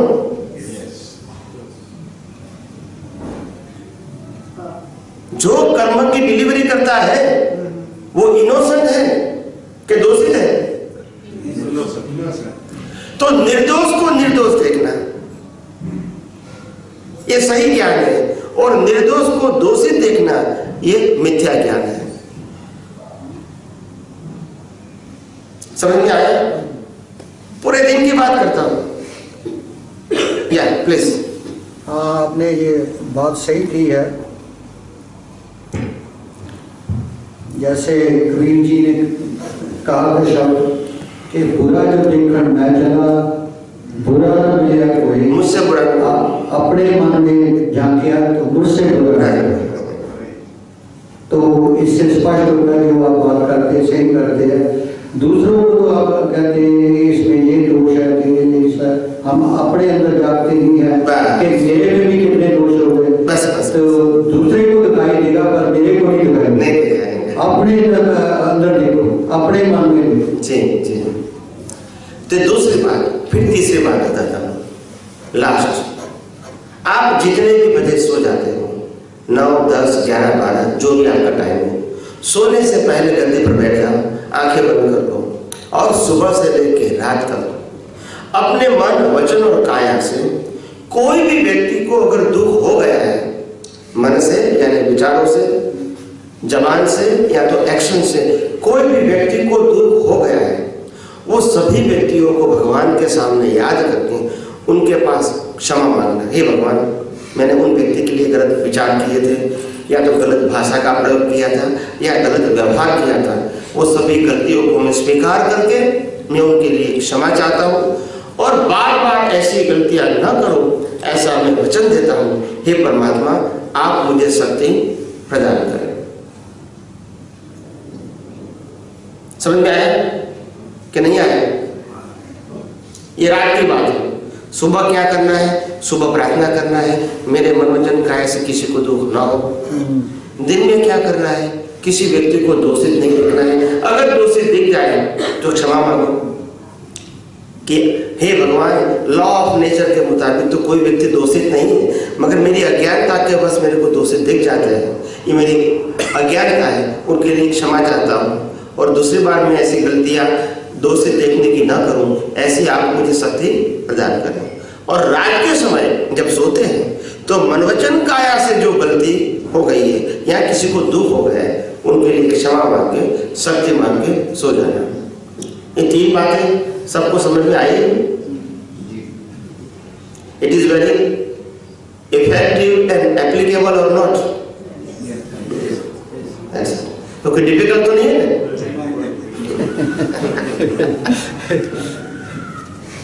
तो I will try my level best to all of you, try to convince you। ये पूरा, ये उसको मैं कहता हूँ आध्यात्म विज्ञान। क्या बोलता हूँ? आध्यात्म विज्ञान। ये यूनिवर्सल ट्रूथ है और जो ज्ञान मिलता है, ये ज्ञान से ही हमको ये आध्यात्म विज्ञान को समझने की, स्वीकारने की और उसको अनुसरण करने की शक्ति मिलती है। आप समझे? तो हर धर्म में ये शक्ति है।